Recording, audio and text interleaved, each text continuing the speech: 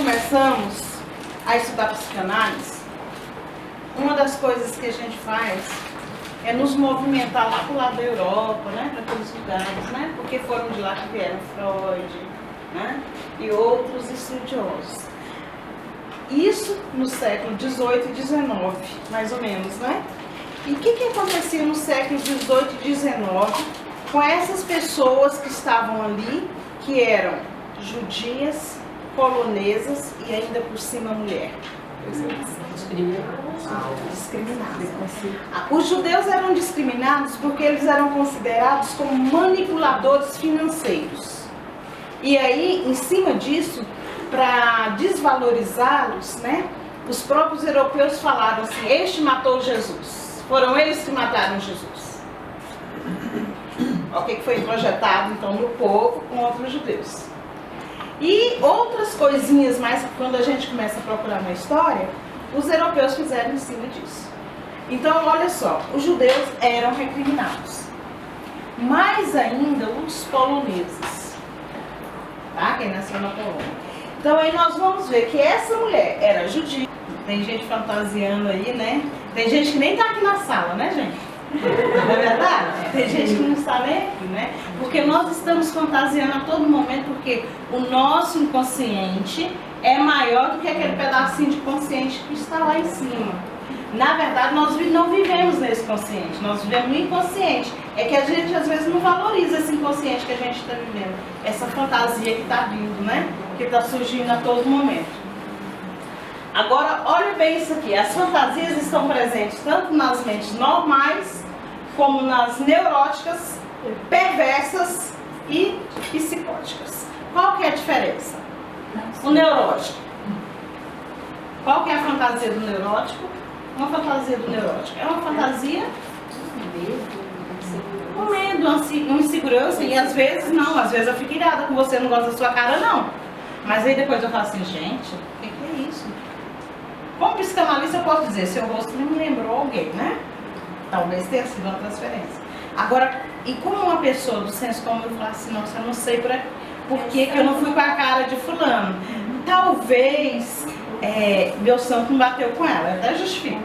Isso é uma coisa que a neurótica pode sentir, é uma fantasia neurótica normal, porque todos nós somos mais ou menos neuróticos, né? Agora, os psicóticos, tá, gente? Eles deliram, eles veem coisas. Então é diferente. Ele vive a realidade da fantasia como se fosse real. Ele não racionaliza em momento nenhum.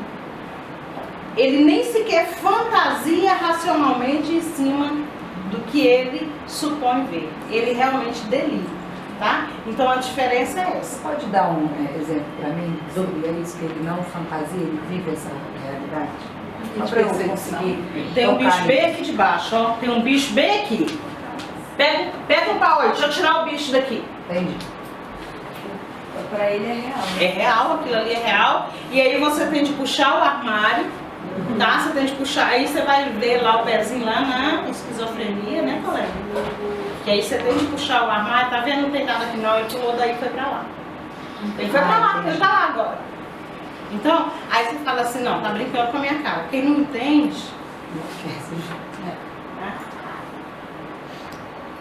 as fantasias neuróticas, apenas uma parte está com o pezinho na realidade.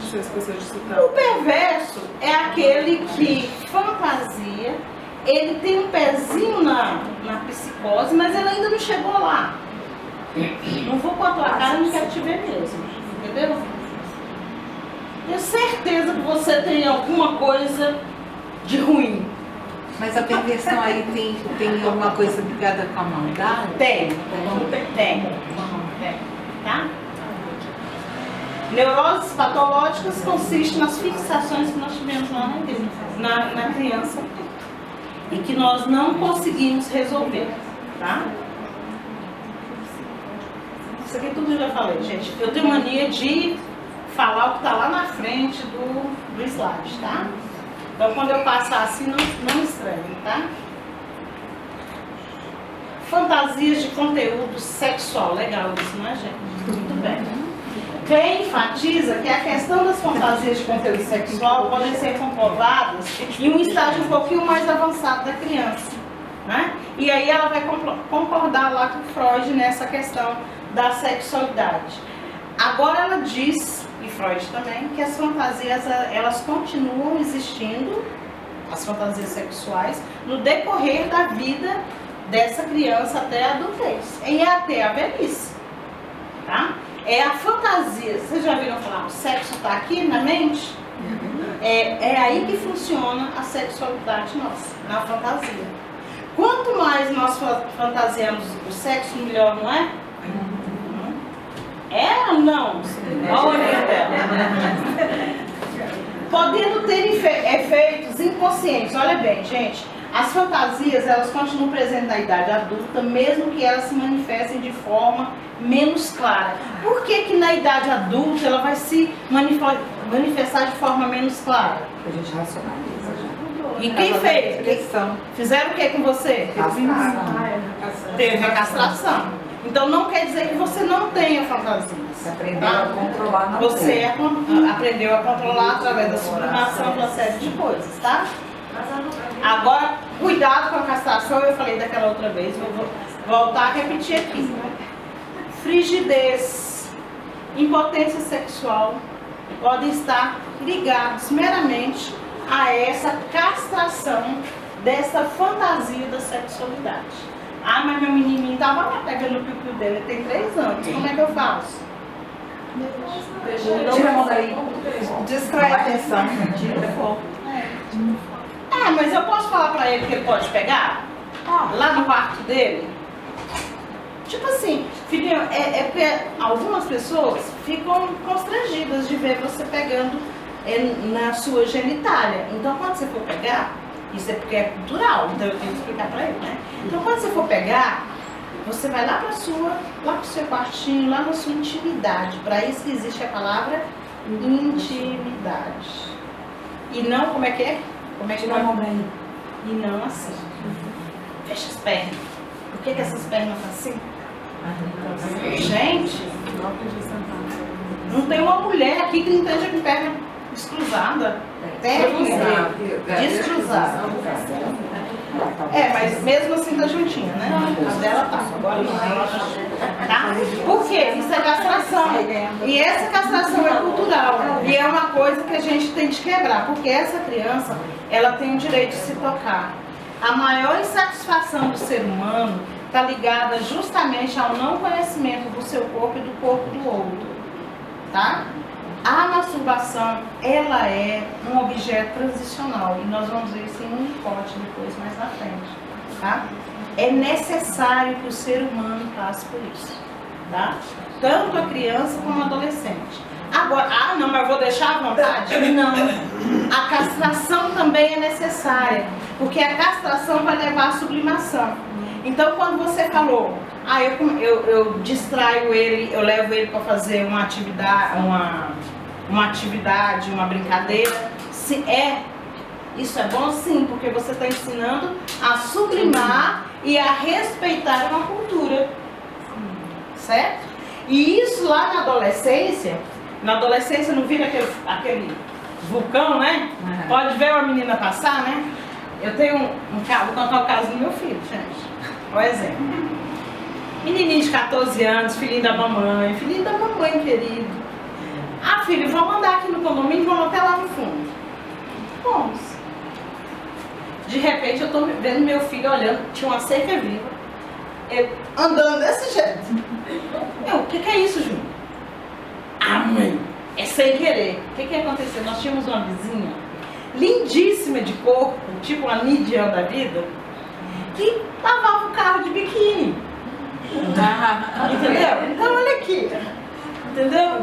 Mãe, é instintivo, a gente não controla isso. Por quê? É uma explosão de hormônio, gente. É uma explosão de hormônio. Outra vez, estávamos no salão de beleza. Para que a gente leva adolescente no salão de beleza? Aí tinha umas revistas de carnaval. Aquelas mulheres, né? As gostosonas, né? e ele tá folheando, e de repente eu vejo algum movimento estranho ali, alguma coisa que não devia estar por ali, né? E eu, Júnior, vai comprar água pra mim. Peraí, mãe, vai comprar água pra mim, meu filho. Não, mãe, peraí, deixa eu terminar de ver aqui. Ele não tinha percebido que ele estava com ereção. É involuntário. Entendeu? E aí a gente entender tudo isso dentro de uma cultura que a gente tem, do jeito que é complicado. Né? É muito complicado. E isso é pra gente entender que essa explosão, ela é muito forte. Hoje, um homem adulto, ele pode ver uma mulher, né, que o excite, mas o que ele faz? Ele simplesmente vira. Ele simplesmente vira, começa a pensar na Segunda Guerra Mundial, que morreu muito soldado, né? E das contas que tem pra pagar. Nas contas, meu colega falava assim, ó, se você quiser trair sua mulher, começa a pensar nas contas, não tem tesão que vai pra frente. E quando, por exemplo, tem uma criança no Menina, eles vão se tocar, os dois se tocam. A menina é mais castrada, porque desde pequenininha ela tem que fechar as pernas, mas elas se tocam. E aí o que acontece? Se ele tá vendo, você fala assim, filhinha, vem cá, olha, você pode conhecer seu corpinho sim, só que não pode ser no meio das pessoas, que as pessoas acham estranho. As pessoas não gostam de estar vendo isso, elas ficam com vergonha. Então você pode fazer isso sim lá no seu quarto, entendeu? Agora, E é uma brincadeira, tá? Sim, é uma brincadeira. agora a pergunta é, caso ele não faça isso, caso ele continue, né, fazendo dessa forma, isso pode gerar uma frigidez. Uma frigidez, uma dificuldade de chegar ao orgasmo por essa Pode, no caso? Pode. Agora, você tem que pensar assim, que Deus, o universo, ele é maravilhoso. E a quantidade de testosterona que você tem, além da progesterona, pode fazer com que esse vulcão que esteja aí dentro seja maior do que essa castração. Mas o contrário também pode ocorrer. Pode, a promiscuidade pode vir, o sadomasoquismo vem daí, tá? A castração leva muito ao sadomasoquismo, porque eu retenho, eu comprimo, eu seguro, entendeu? Tem muitos desvios sexuais que vêm dessa castração. Porque nós não conseguimos, muitas vezes, chegar ao equilíbrio do dedo. A gente é 8 ou 80, né? Mas e se ele passar, por exemplo, na sala e fazer de conta que não está vendo? É diferente dele orientar para ir para o quarto ou é a mesma coisa assim? Não, faz. Olha, o que pode acontecer se ele fizer de conta que não está vendo? Ela pode estar num lugar público em que as pessoas são preconceituosas e ela pode começar a se tocar.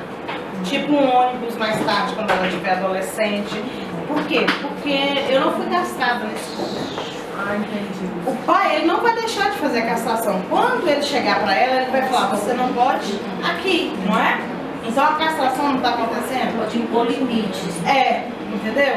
Mas você pode fazer isso sim. Você pode conhecer seu corpo. Por isso que tem muitos sexólogos hoje ganhando muito dinheiro para ensinar a mulher e como tocar o corpo para conhecer seu corpo. Porque lá na infância ele não teve essa oportunidade. A castração é necessária sim.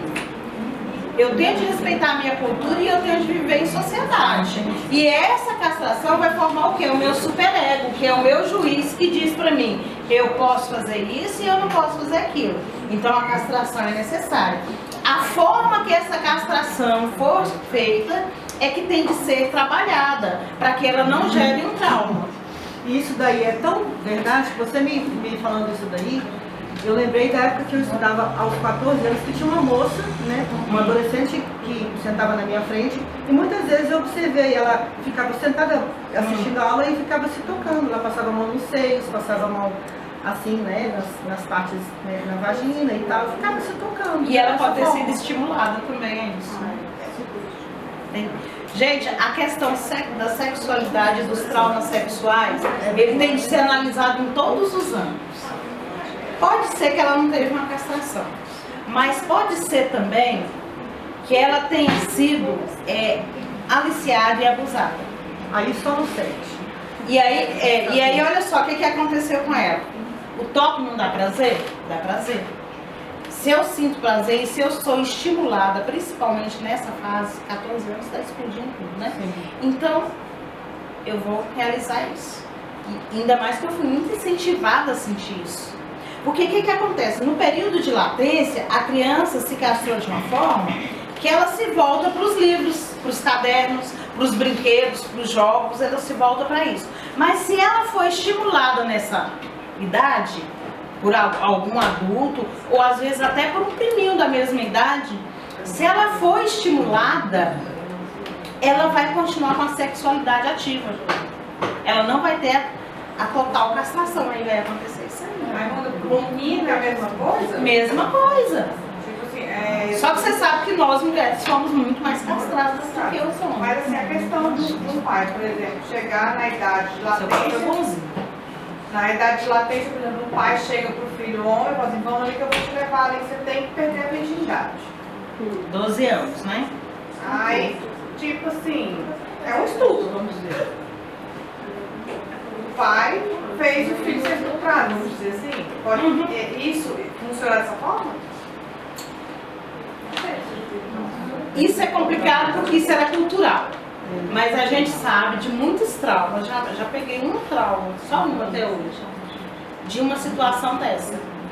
De um homem que, quando adolescente, com 12 anos, o pai levou ele para o prostíbulo. Ele teve um trauma tão... Ele só conseguiu urinar em cima da mulher. Então o trauma dele foi de uma... Para trabalhar esse trauma foi complicado. Esse caso que eu sei, o menino ele acabou ficando com a mulher porque tinha medo de sair lá fora, e o pai estava esperando ele lá fora. O pai queria que ele fosse um homem, até o homem que ele não foi. Exatamente. E o pai forçar ele a voltar. Então ele falou que ficou com a mulher com medo. Isso gera traumas N, gente. N's. E olha assim, a gente tem dificuldade do homem trazer isso pro sexo. Não é qualquer homem que traz isso pro sexo, porque é um abuso. É um abuso, isso aí não tem como. Se o homem pegar uma mulher de 12 anos não é um abuso, por que não uma mulher de 40, 30, 20 anos pegar um menino de 12 anos, que mesmo que o pai tenha levado lá, também não é um abuso? Né? Você falou uma coisa, eu estava de ouvidinho assim, meio assim. Não é bem assim. O que não é bem assim? Você não concorda? Que a menina é muito mais castrada? A menina É mais castrada, né? porque a gente vive num mundo machista, né? Então, eu pensei que você tinha discordado disso aí. Eu queria saber se o seu pai foi legalzinho com você e sua mãe também. Mais ou menos. Deu para entender mais ou menos, gente, o que a gente carrega como castrações negativas? É verdade.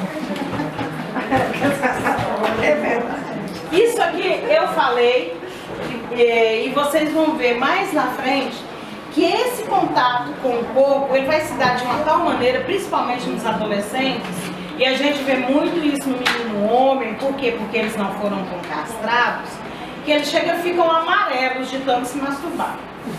Não é? Só que isso vai chegar no ápice, tá, gente? E aí, o que os pais, nesse caso, falam assim, pô, meu filho vai morrer.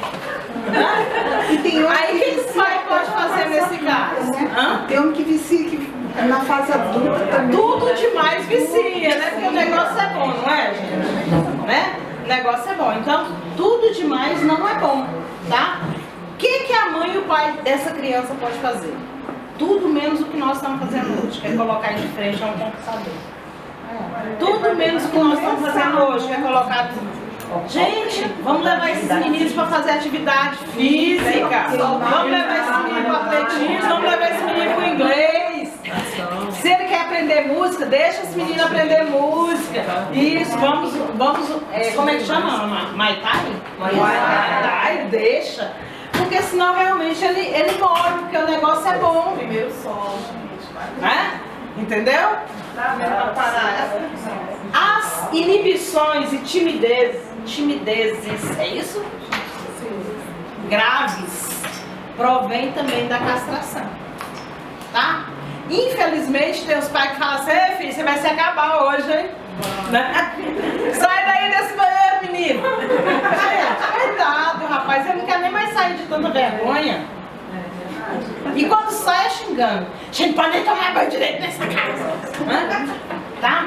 Isso aí acaba com aquele rapazinho que, sabe aquele menino que era super extrovertido na primeira infância, ali, até os 7, 8, 9, 10 anos, vai tornar um cara super tímido, se acontecer isso com ele.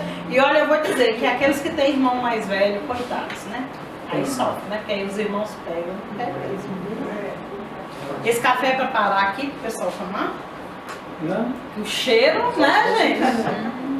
Então, a vida sexual satisfatória depende muito dessa fantasia, tanto lá da criança, nos primeiros anos de vida, da castração que ela teve, que a castração é necessária, porém tem de ser adequada, e dessa adolescência também fantasmática que ela vai ter, e que também vai ter a castração adequada.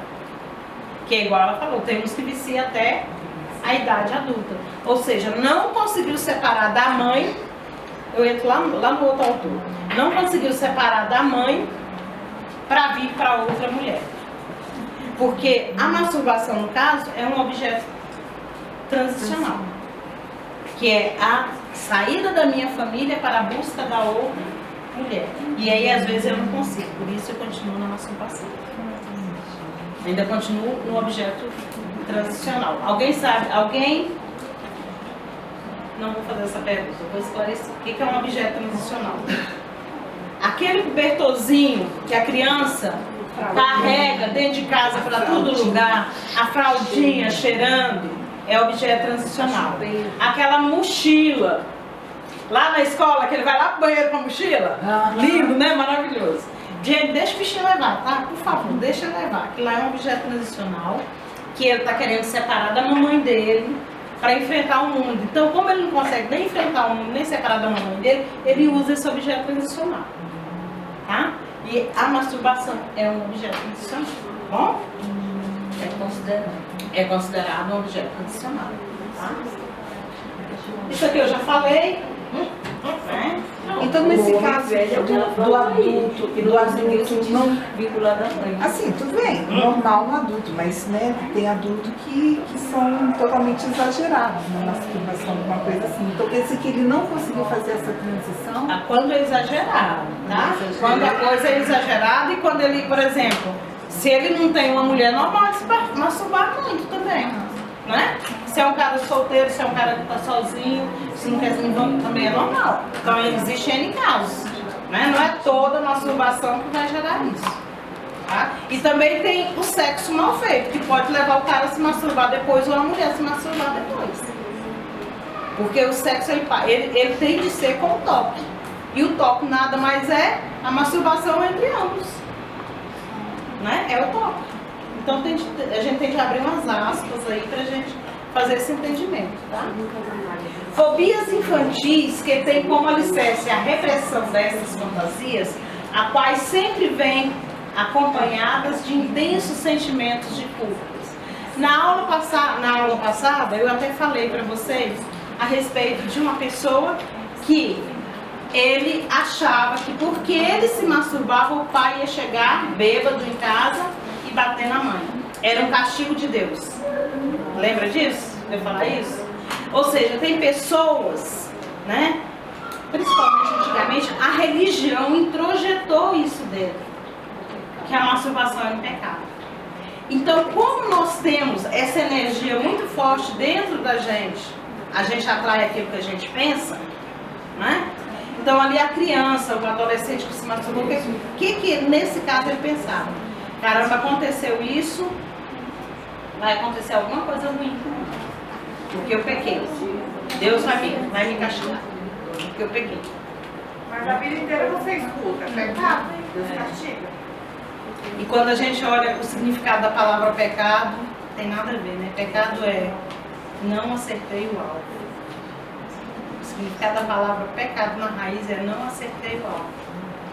Não tem nada a ver com culpa. Só que nós carregamos a culpa. Minha culpa por minha... Dolorosa, tem um erro. O pecado é o erro, mas a culpa já é um outro agravante. O que é o pecado? Não, que é o erro, Ela falou que né? não acertou, É, não porque você acertou não algo, acertou então algo, você você errou. errou, né? Mas isso não quer dizer porque você errou, você tem que ter a culpa. Exatamente. Mas só que a sociedade Associa, né, o erro com a com a culpa, né? Acaba te culpando. Tá? Então esses sentimentos, esses intensos sentimentos de culpa nos castram, gente, para a criatividade. As nossas indecisões, às vezes a pessoa te oferece, Riva, vamos fazer uma sociedade? Depende. Vamos fazer uma sociedade? Ai, que senhora, tem depende também, né? Depende. Qual a Vamos sociedade? Então, 4 respostas com entonações completamente diferentes. Essa daqui não ia arriscar de jeito nenhum, gente, o dinheiro dela. Se ela não soubesse que dentro de um mês ia ter de volta, não arriscava não. Essa daqui ia estudar o caso. Essa daqui, vamos sim. E aí, da onde vem isso? Da nossa castração, tá? Justamente desses intensos sentimentos de perda, de culpa que a gente tem dentro da gente.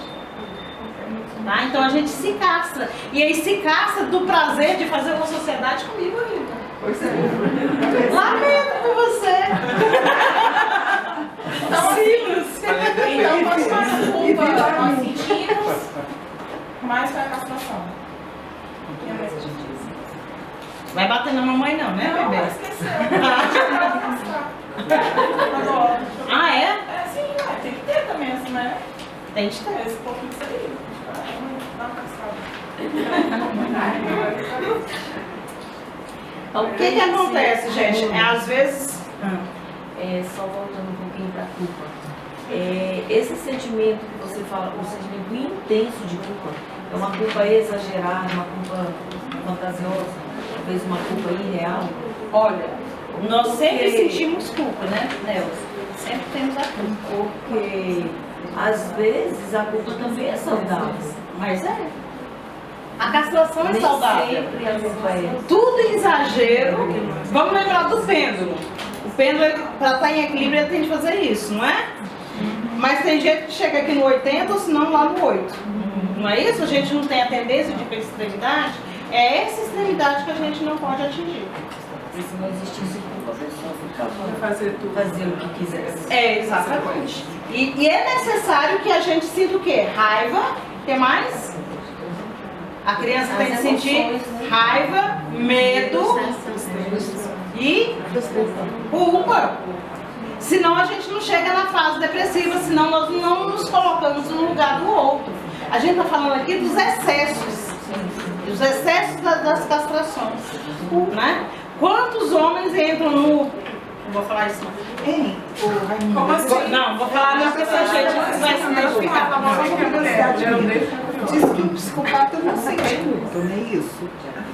Mas aí é uma outra... Aí é tipo como se fosse o esquizofrênico, que é uma coisa mais ligada também, não só ao psíquico, tem ao biológico O também. esquizofrênico pode sentir muita culpa. Não, eu sei, eu estou dizendo assim, mas o esquizofrênico ele tem a parte física, né, biológica, do Biológica, problema. aham. E o psicopata também seria, Olha, porque até para ele não hoje- sentir culpa, Não abriram o cérebro de um e falaram assim, é isso aqui que está faltando, psicopata. Mas a gente sabe que as emoções dele não funciona, né? Então deve ter algum mecanismo É como se fosse biológico. desligado mesmo. Alguma coisa desligado. biológica. Não tem uma coisa, é isso que eu quero dizer. A gente não pode usar a palavra biológica, porque ninguém abriu e falou assim, ó, isso aqui nele é desligado. Mas pela observação que se tem dos psicopatas, né, nós sabemos que Não é só psíquico. a pessoa ali, eu não sei como que ela consegue fazer aquilo, desligada daquele jeito, né? E acontece, gente. Ó, escolas existem assim de professores psicopatas. Cuidado.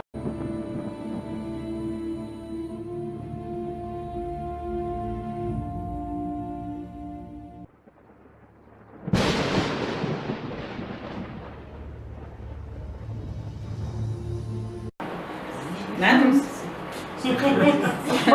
Bom, mas não é o Busquet não, gente. É porque eu já tive contato com professoras neste nível e tipo assim, ainda tá trabalhando na fundação. Dá um exemplo de um professor psicopata. Tá. Agora eu vou ficar de olho. Tá bom. Vou te dar um Esse é, exemplo. Ribas, vai lá. Primeiro, a colega tem um marido que dá um carro de presente e tal, tudo. Aí, um certo dia, ela liga pro marido: cuidado com sua mulher, tá? Se eu fosse você, eu ia buscar sua mulher. Desliga o telefone. Aí a menina chega em casa, quase acaba o casamento, ela consegue retornar. Ah, tá, não, mas isso aí foi só inveja, né? Coisa simples, né? Aí depois, mais na frente, uma dita amiga dela, também casada, essa pessoa não era casada, tem um relacionamento, um bom relacionamento com o marido, e entra um homem na escola onde tinha só mulheres, aquele grupo de professoras, né? E aí ela brincando tal com ele, alguma coisa, e ela falou assim: ah, fulano, toma aqui. Pedaço na boca, uma comida. Alguma coisa que tá, uma comida na boca. A outra fotografa e manda pro marido dela. E esse quase a matou. Levou ali pro lado de Santa Maria, pro lado de lá, quase a matou. E ela estava grávida dele. Acabou o Essa casamento. mulher tinha o telefone do marido da outra. Ah, minha filha, pergunta pra psicopata. Eu não sei. Eu não sei. Aí eu não sei. Aí eu não sei. Bom, então o que nós falamos aqui, voltando aqui, foi da adolescência, tá? Gente, a castração na adolescência, ela é menos agravante do que lá no menininho de 3, 4 anos? Não. Às vezes é pior, porque o adolescente, ele sente tudo muito, ele ama muito, o amor dele é real, ele sofre muito. Então, esse sofrimento é intenso. Tudo no adolescente é a flor da pele. Por isso que os amores de adolescência, às vezes, duram toda uma vida, porque tudo é muito intenso, tá? Então, é real demais. Se você chama um menino, um adolescente de moleque, minha querida, e moleque pra gente é um menino daquela idade, assim, que é peralta e tal, tudo. Mas se você chamou, até você explicar que não era aquilo que você queria dizer, Nossa, é uma uma vez eu história. tive um problema seríssimo, porque na região que eu moro, moleque, a representação é isso, é um garoto jovem, né? E na cultura nordestina é um marginal. E eu dando aula, era comigo, eu mudei pra aqui, e eu falei: ô moleque, pega isso pra mim, menina, quase que eu fui expulsa da escola. Foi uma agressão terrível, porque uma expressão cultural que pra mim não tinha nenhuma maldade. E no seu caso foi uma questão de regionalismo. Regionalismo, não tinha nenhuma maldade, não estava depreciando o garoto. Mas pra eles, mesmo eles, mas lá na sua cidade, vamos lá pra sua cidade. Eu sou bem do interior. Na hora que você chama um menino de moleque, ele não é homem. Era um menino novinho. É um menino novinho, então pra eles também é uma agressão. Mesmo ele estando na sua cidade. Então o que eu quero dizer é nesse sentido. Então quando você chama, ô garoto, quando a mãe fala, meu bebê, vai te matar, né? Bom, a fase ali, né, que eu coloquei, que é a hora que eles conseguem se desvincular desse âmbito sexual, né, os impulsos da puberdade, falando, a sublimação, né, gente? A sublimação, ela vai acontecer, tá? De alguma forma ela vai acontecer. Essa criança, geralmente, como se diz, o universo trabalha de uma forma que nessa fase, a criatividade, ela é tamanha que ele vai se interessar por música, ele vai se interessar por dramatizações, ele vai se interessar pelo inglês, pelas músicas em inglês. Então ele vai ter outras prioridades. O que às vezes vai faltar do pai é incentivar essas prioridades que ele levanta dentro dessa idade, tá? Então quando o filho quiser, mãe, eu quero aprender música, por favor. Isso não dá futuro não, menino, vai aprender outra coisa. Pelo amor de Deus. Você está tirando a sublimação dele desse momento que ele precisa, tá? Olha aí. Ele se sublimando, né? Projeção e identificação projetiva. O que é projeção? Quando você tem sentimento, você projeta no outro. A criança faz isso? Faz. Mãe, ela tá me olhando com a cara feia. Não, ela tá com a cara feia mesmo. É uma projeção, tá? introjeção. O que é introjeção? Quando eu tomo como se fosse meu. Mas quando eu introjeto ou quando eu projeto, eu só introjeto e projeto a realidade? Não, pode ser fantasia. Eu introjeto e projeto junto com a realidade a minha fantasia. Então, por isso que alguns conceitos que nós temos, os adolescentes têm, vão se diferir um do outro, vão ser diferentes. O mesmo pai, a mesma mãe, os filhos gêmeos, eles vão projetar e introjetar as situações da realidade de forma diferente. Tá? Identificação projetiva. A primeira identificação que a criança tem é com quem? Com a mãe. É aquele rosto que ela vê. O primeiro espelho da criança é aquele rosto. É o rosto da mãe. Aí por que eu pareço tanto com minha mãe nas minhas atitudes, nos meus trejeitos? Porque aquele rosto foi o meu primeiro espelho. Tá? E você vê que a criança começa a imitar você? Sem ela ter a noção de espelho? Vocês já viram isso? O bebê coloca a língua. Ele sabe colocar a língua por quê? Porque o outro colocou, né? Porque ele se identificou no espelho, que ainda não se identificou muitas vezes, né? Então a projeção tem a sua origem nas identificações projetivas, lá na mamãe. A criança ainda vê o corpo da mãe como um prolongamento do seu. Quando ela está vendo esse espelho, ele ainda sente como se a mãe pertencesse só a ele. Tanto que ninguém pode chegar perto da mãe, né? Bom, deixa eu dar uma olhada na hora aqui. Ah, tá. Desenvolvimento psicossexual. Já falamos. Essa coisa da ansiedade. Fala um pouquinho sobre isso. É gerado, Quando não, e a ansiedade é normal do ser humano. Para começar, é uma defesa do ser humano, a ansiedade, né? Quando é que começa a ansiedade? Quando arrancaram o corpo da minha mãe de mim. Eu fiquei no flutuante, no vazio. Então eu gerei ansiedade. Essa fantasia que eu criei dentro dessa ansiedade torna ela maior ou menor. Se eu consigo ligar com a realidade e sair da fixação do que está acontecendo, a minha ansiedade vai ser uma ansiedade menor. Então tem pessoas que estão ansiosas, vou pensar nisso nada, eu vou lá para o shopping, vou fazer compras, vou comprar bolsa, vou fazer isso. É uma pessoa que aprendeu a lidar com essa ansiedade. Já tem outras, vou comer. Já tem outras, nada, eu vou dormir, porque tem gente que consegue dormir, né? Tem gente que consegue, que a fuga é dormir.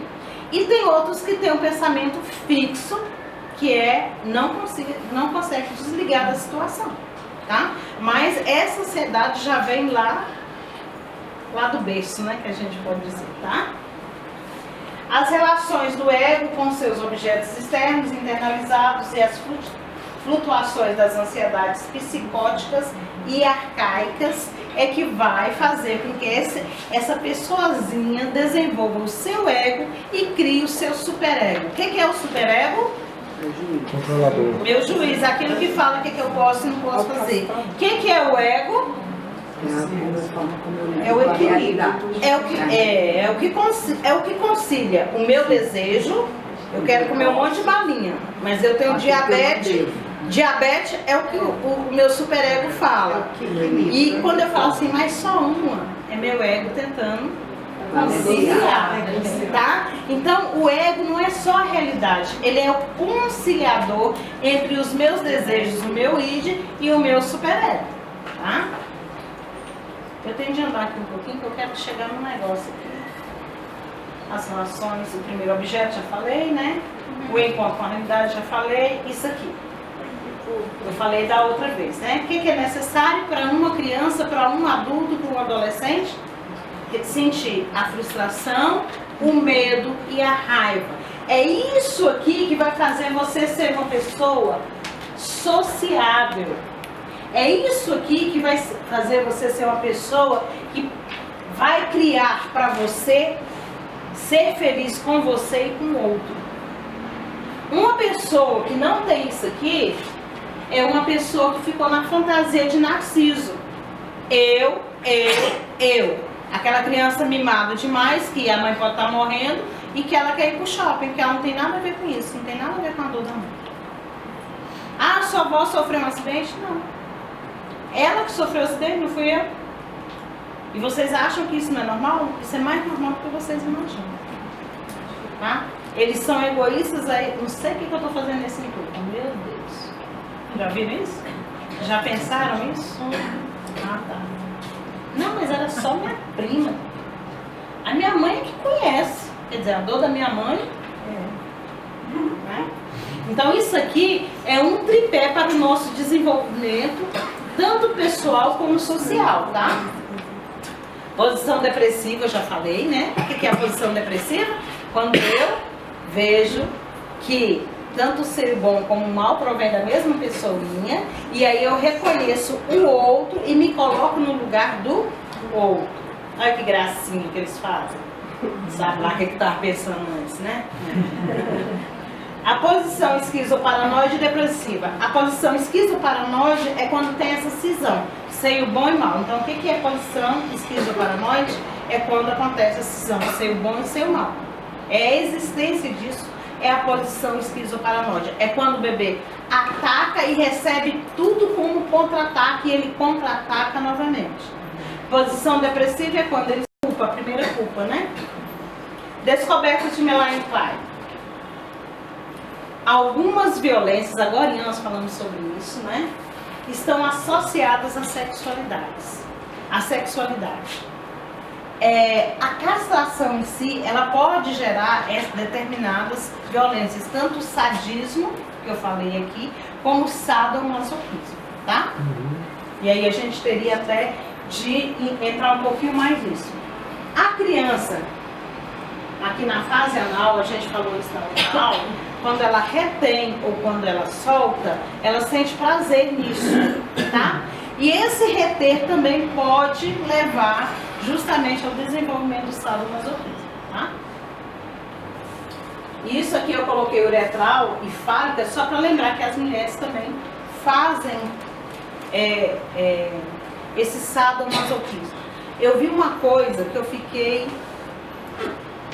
aterrorizada. Existe uma doença chamada cistite intersticial.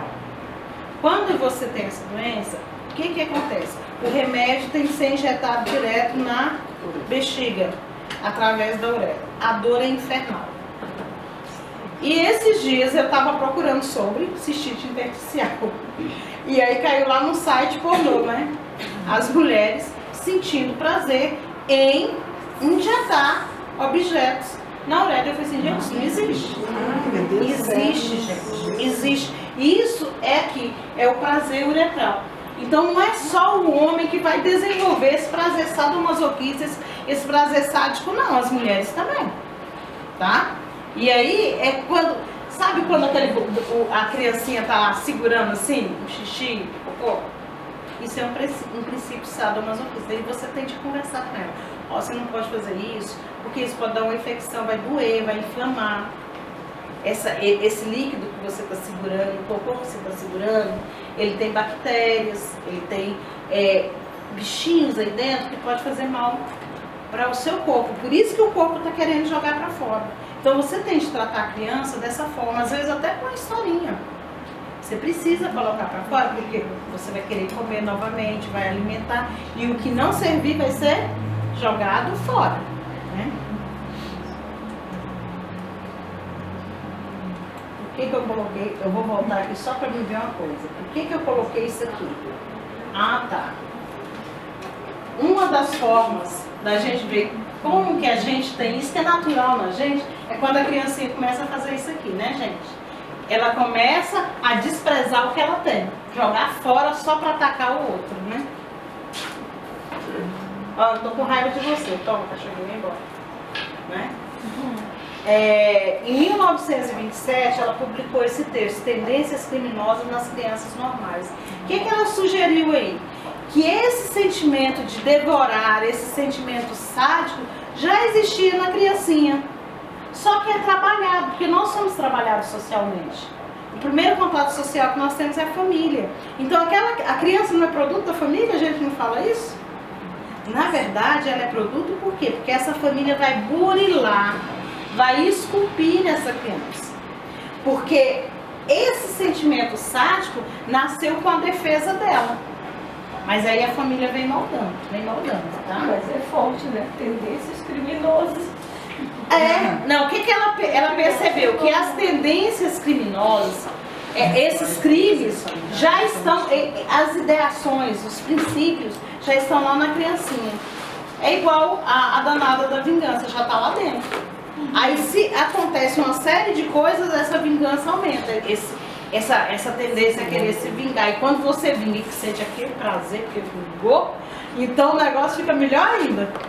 Aí que você fala assim, aí eu me resolvo.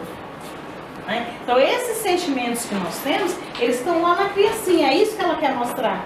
E que aí conforme a forma de burilamento, conforme o desenvolvimento que ela tem, é que vai... Gente, eu tô falando muito, né? E vocês estão ficando cansados. Tá não. Crianças com inibições intelectuais, aqui eu falei, né? Que a criatividade pode ser castrada, não falei? Diferenciou inveja, ciúme e ganância. Eu tenho certeza que vocês sabem de qual. O que é inveja? Qual a diferença de inveja e... o que é inveja? Querer o que o outro tem. Isso aí não é inveja. Isso é admiração. Eu só quero. Se o Rony tem o carro do ano, eu também quero o carro do ano. Isso aí não é inveja. Agora, se eu pegar o carro do Rony, destruir, mandar ele no poste, aí é inveja. A inveja tem como princípio básico o outro não usufruir daquilo.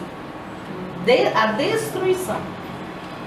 O bebê, a primeira inveja, que é o seio da mãe, e ele sabe que aquele seio vai correrzinho dele, o que ele faz? Ele suga aquele seio, ele quer tirar o leite todinho que tem ali dentro. Por isso que ele morde, ele quer tirar tudo, ele quer devorar, ele quer aniquilar. Isso é inveja. Então você sentiu, mas um bebê tem inveja? Tem, o bebê tem inveja. A primeira inveja que nós temos, nós somos bebê, nós temos inveja do peitinho da mamãe. Eu achar sua blusa linda, seu sapato super elegante, eu quero um igual. Tem gente que não gosta, né? Porque não gosta de andar com roupa igual ao outro, né? Eu nem vou. Mas tudo bem. Isso é uma admiração que, se você exagerar, vai virar uma doença. Porque aí eu não me identifico só no outro. Aí é diferente.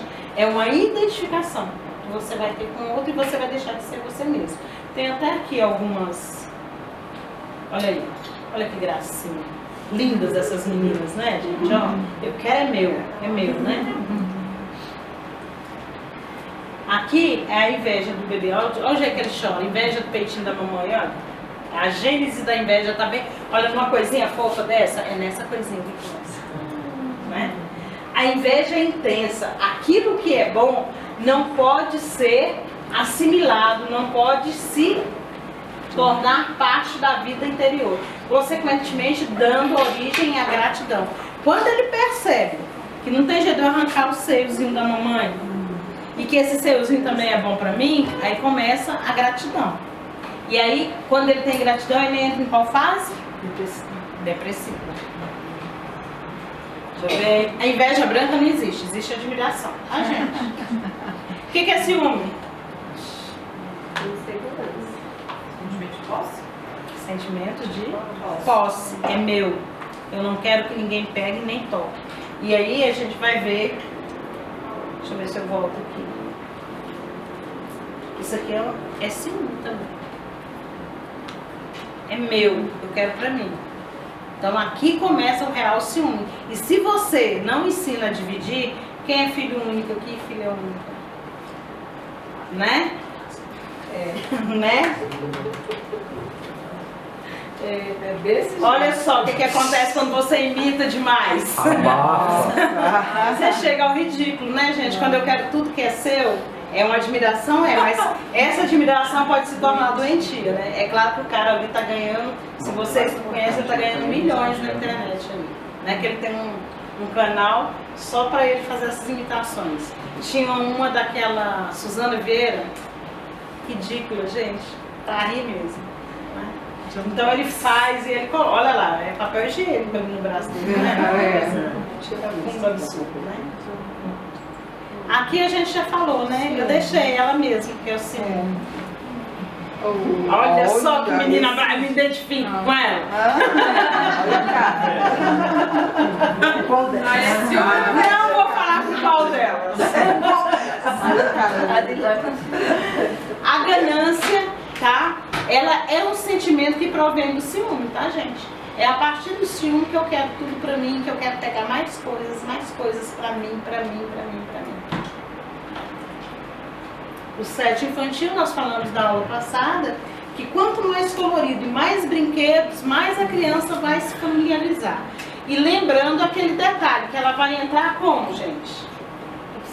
Observando, tocando de levinho, porque ela não observa, não é só o 7, ela observa você também dentro do 7.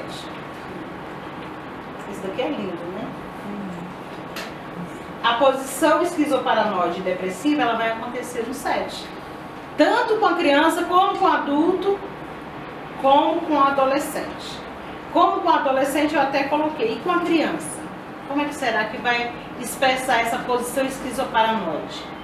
Ela vai estar agredindo quem ali naqueles movimentos, quando os próprios brinquedos ela pode agredir. Tá? E olha só, às vezes ela está brincando aqui, ela chega lá, ela pega a minha boneca, ela estraçalha a minha boneca. Eu dei um exemplo aqui, né, gente, daquele menino que destruía e que depois que houve, que a gente começou a conversar sobre o assunto, ele queria colar as bonecas, tudo que ele tinha estragado. Por quê? Ele estava na posição esquizoparanoide de destruir as bonecas, né, que ele estava destruindo quem fez mal para ele, e depois ele entrou na depressiva. Ele viu que o adulto, o outro adulto, nem todo adulto é ruim. Então eu vou colar as bonecas, tá? Então aí ele está passando para a posição depressiva, se colocando no lugar do outro. Quem estava aqui na aula passada? Vocês querem que eu fale um pouquinho mais disso? Eu vi lá a carinha dela. Vou dar um exemplo bem clássico da posição esquizoparanoide para depressiva numa criança de, não lembro se era 8, 9 anos. Ele chegou para mim como uma criança que tinha passado por um lar, que tinha sido espancado até ficar numa cadeira de rodas. Aí a tia foi lá e recolheu essa criança para ela. Só que ela tocava o terror na escola, ela tocava o terror em casa, ela tocava o terror na comunidade toda. E ela veio para mim, a gente estava quase há um ano e ela não conseguia falar disso. Ela só conseguia atacar. Atacar o quê? A posição esquizoparanoide, eu me defendendo, certo? E um dia nós estávamos numa comemoração e tinha outras crianças, e tinha uma criança na cadeira de rodas, tá? E aí ele ficava olhando para essa criança. Eu estou falando esse caso novamente, gente, porque é um caso bem claro, dá para identificar bastante essa posição esquizoparanoide e depressiva. E ele ficava olhando e eu tô ali, observando ele olhando. Aí de repente ele chega perto de mim e fala bem assim: tia, você sabe que eu já fiquei numa cadeira de rodas? Eu mesmo? Eu tive de me engolir porque eu fiz até uma conta transferência, né? Me engoli ali e tal. Aí ele foi contar tudo que a tia já tinha falado, ele me contou. Aí depois que ele começou a contar, gente, foi uns 3 encontros, ele só falando disso, de como era esse lar, o que faziam com ele e tudo isso. E aí aquelas bonecas que ele quebrava antigamente, porque ele não só tacava os meninos lá fora, os brinquedos também ele conseguia destruir todos, tá? Aí ele pegou uma boneca, que estava sem perna, e tentando colocar a perna na boneca. Tá? E aí na hora que ele estava tentando, ele viu que não dava. Ele tem jeito de trazer uma cola para eu colocar, e depois eu tive de levar a cola para colocar. Ou seja, é a passagem para a posição depressiva. Lúcia, eu vou pular isso aqui, porque eu quero que os meninos vejam uma coisa. O acolhimento, os brinquedos, né? Os brinquedos devem ser simples dentro do 7. Isso Melanie Klein coloca bem claro, porque as crianças têm de ter o direito de destruir, não compre nada muito caro, tá? Porque elas vão destruir. E a mamãe não vai pagar. O acolhimento era o abraço, o anterior. O sorriso, tá? É aquilo que ela fez aqui, ela fez um acolhimento hoje com vocês aqui, né? As histórias contadas, né? A caixa de brinquedo. Ela trabalhava tanto com as individuais como com as coletivas. E aqueles envelopes que quando a criança faz desenho, é bom que ela tenha guardado ali. E é bom que você tenha também para você ver a evolução do desenho, viu, gente? Vocês vão ter aula sobre o desenho, muito bem. Alguém pode ler isso aqui? É aqui que eu queria chegar. Nós temos só 8 minutos. Ricardo, um jovem de 14 anos, aparentando 16, vestido com o estilo de um adolescente que gosta da moda, calça jeans, camiseta escura, mas com estampa e jaqueta de couro preto. Chegou à clínica por indicação da namorada, mais velha 7 anos. Ao sentar-se na poltrona do sétimo, usou a postura de imperador, braços nos braços da poltrona e uma perna cruzada sobre a outra, um olhar enigmático. Em seu discurso, falou sobre as drogas que, no seu ponto de vista, devem ser liberadas. Diz que necessita de seu pai apenas economicamente e devido às vias legais. Não tem um bom relacionamento com o pai, que tenta lhe impor alguns limites. Mas disse que o pai não tem moral para isso, porque traiu sua mãe. Não consegue viver com ninguém, só pensa em dinheiro. Está usufruindo do dinheiro do seu pai, mas pretende em breve passar a se sustentar. Sempre está envolto em pensamentos em como a sociedade cada vez mais busca sua aniquilação. Fez várias colocações com críticas bem sustentáveis. Só retomando aqui uma entonaçãozinha, ele acha que o pai que pensa só em dinheiro, tá? Só a entonação que ficou muito. Na escola, provavelmente será reprovado quando perguntado sobre o porquê da sua dificuldade acadêmica. Disse que não suporta estar dentro da sala. Quer estar com os amigos, viver a vida. O tempo não existe e o que existe são momentos. Estou vivo agora, não sei amanhã. Preciso aproveitar a vida, ela passa rápido. Ele está preso em qual posição? Eu falei, né? Além dele ter um probleminha lá com a castração do complexo de Édipo, vocês viram? Que ele culpa o pai, que o pai não tem autoridade suficiente porque traiu a mãe, né? Na verdade, nesse quesito aí, a gente vê que o complexo de Édipo não foi feita uma castração adequada, até porque parece que esse pai estava muito ausente para fazer essa castração adequada com o filho. Para falar, essa mulher é minha, ela é sua mãe. Então não é você que tem que sair se sentir traído, é só ela. Você vai continuar. Porque a gente fala assim, pai é pai mesmo que todo mundo se separe, mãe é mãe mesmo que todo mundo se separe. E depois a gente fala assim, que o pai não devia ter feito isso. Então ali ele deixa de ser pai e você passa a ser mulher, ou o menino passa a ser homem. Né? Se ele continua sendo pai, ele vai continuar sendo teu pai, mesmo que ele tenha traído sua mãe. Né? Então tem um quesito aí do complexo de Édipo. Mas ele está preso na posição esquizoparanoide. Ele não consegue separar desse pai e dessa mãe. E aí ele pega de frente. Ele pega de frente com esse pai e com essa mãe. E aí o que o analista tem de fazer com essa pessoinha aí? O que nós vamos fazer com essa pessoinha? Trazer para a realidade. Trazer para a realidade. Tá bom, mas quem te sustenta? Ah, tá, ele faz isso, seu pai faz isso. Aonde está seu pai? Ah, tá, por que ele está lá? Ele precisa disso? É trazer esse rapaz para pensar que a outra pessoa é uma pessoa. Não é o pai responsável por toda uma vida dele. Porque o adolescente muitas vezes chega assim no 7 e fala assim, não, eu não nasci, eu não pedi para nascer. Né? Não é isso que eles falam? E aí a gente fala assim, você não pediu para nascer, mas você está aqui dando trabalho. Só que a gente não pode falar dessa forma, né? A gente está aí comendo pelas... igual pizza, né? comendo pelas beiradinhas, né? Então isso aí é um caso clássico da posição esquizoparanoide e do complexo de Édipo e fixação. E que a gente tem que trazer para o lado da posição depressiva. Eu vejo que esse rapaz aí, a impressão que eu tenho é que ele também não está preocupado com o futuro. É como se ele não fosse ter o futuro. Tá, mas aí eu vou aproveitar. Ué, mas você não está preocupado com o futuro por quê? Se você não tivesse um pai que te desse dinheiro, se não tivesse a sua mãe, você estaria fazendo isso? Isso é puxar ele para a realidade. Você tem de usar isso aí. Sim, porque a impressão que eu tenho, quando ele pensa assim, seria uma pessoa que poderia, né, se continuasse um acompanhamento, vir a praticar um suicídio. O suicídio, olha só, gente, todo adolescente, ele passa pela cabeça dele o suicídio, todos. Em algum momento passa, eles são melancólicos, eles gostam dessa coisa de melancolia, tá? Agora, o suicídio, para chegar às vias, de fato, tem de ter uma cadeia de coisas. Esse não me importar, ele não se importa porque esse rapaz aí, uma hipótese. É claro que a gente vai levantar muitas, como você levantou uma outra, que a gente vai poder estudar essa outra também. Mas uma hipótese é porque ele tem tudo na mãozinha. Então, quanto mais eu não tenho frustração, então eu não preciso me preocupar.